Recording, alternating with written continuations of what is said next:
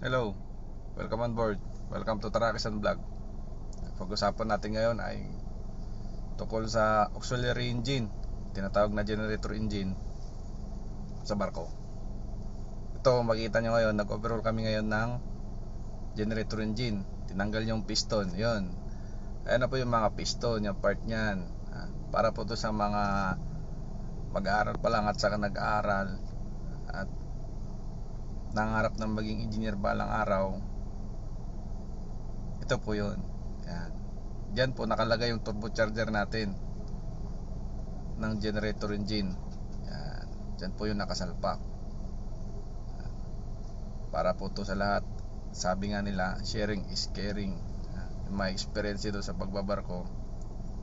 Kung manonood lang kayo ng vlog ko, ng aking personal vlog, yan, may mga